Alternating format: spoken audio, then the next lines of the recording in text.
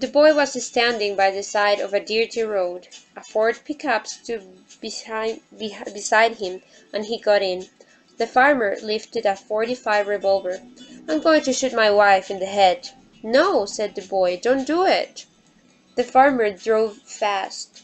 He had a red boil on the side of his neck, and he kept touching it with 2 fingers. They found the Plymouth coupe pulled off into a hollow. There were shade trees and a brook. The farmer jammed down the brakes and the pickup slid sideways across the dirt. The man and woman were in the front seat of the Plymouth. Their clothes were half off. They jumped out of the car. The woman had big red breasts. The farmer jumped out with his .45. "No!" shouted the boy. The farmer shot the man in the head.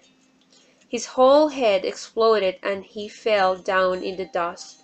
His head was just a broken thing on the ground. The woman covered her face and tried to cover her breasts as well. The farmer shot her as well. Bits of dust floated on the surface of her blood. "One last for me," said the farmer. He put the barrel of the gun in his mouth. "No! No!" cried the boy.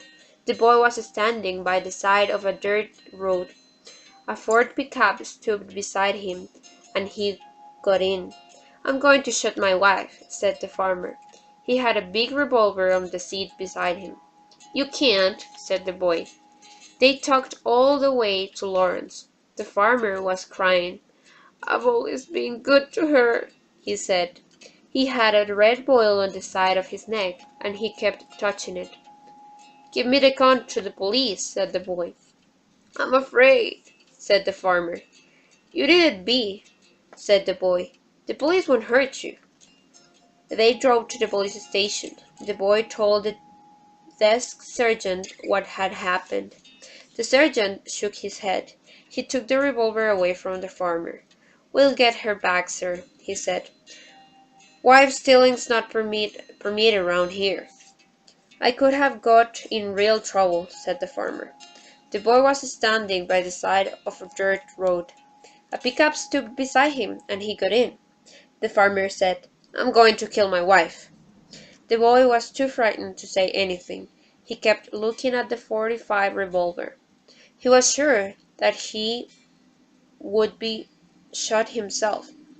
He regretted not saying it in Oklahoma, where he had friends and family. He couldn't imagine why he had moved away. The farmer dropped straight to Lawrence. The boy was bounced all over the cab on the pickup, but he didn't say anything. He was afraid that something would happen to his hands and he wouldn't be able to play the piano. It seemed to him that playing the piano was the only important thing in the entire world. The farmer had a red boil on the side of his neck, and he kept touching it. When they got to Lawrence, the boy jumped out of the pickup and ran. He saw a policeman and told him what had happened. An hour later, he was getting a hamburger at a White Tower restaurant. He heard shooting. He ran out and saw the farmer's dusty pickup. There were police cars with their lights flashing. The boy pushed through the crowd. The farmer was hanging half out of the door of his pickup truck. There was blood all over the front of his work shirt. The .45 revolver lay on the pavement. The policemen were clapping each other on the back. They had big grins. The boy began cracking his knuckles. They made snapping noises. The boy was standing by the side of a dirt road. A pickup stood beside him, and he got in.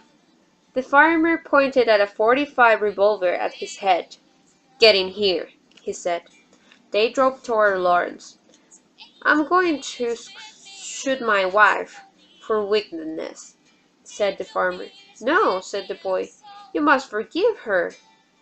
"I'm going to kill her," said the farmer, "and her fancy man besides."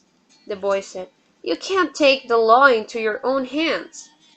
The farmer raised his .45 revolver. They're as good as dead. He had a red boil on his side of his neck. The boy was a college student. It was the Depression. He wanted to go to New York and become a classical pianist. He had already been accepted by Juilliard. Justice, do- just, Justice does not belong to you, said the boy. Wickedness must be punished, said the farmer. They argued all the way to Lawrence. The boy stayed with the farmer. He could have jumped out of the pickup, but he didn't.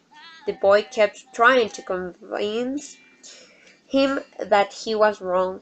The farmer drove to the train station. The farmer's wife was in the waiting room with the man who had been driving the Plymouth coupe. She was very pretty, with blonde hair and milky pink skin. She screamed when she saw the farmer. Her companion put his arms around her to protect her. The boy hurried to stand between the woman and her husband. Think of what you're doing, he said. Think how you are throwing your life away. The first bullet struck him in the shoulder and whipped him around.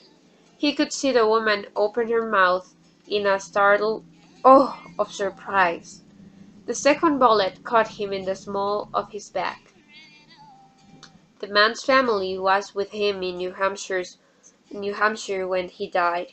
His wife and his two sons, neither of them young any more. It was early evening in October, at the very height of color. Even after sundown the maple trees seemed bright. The older son watched his father breathing. He kept twisting and trying to kick his feet. His face was very thin. His whole body was just a ridge under the middle of the sheet.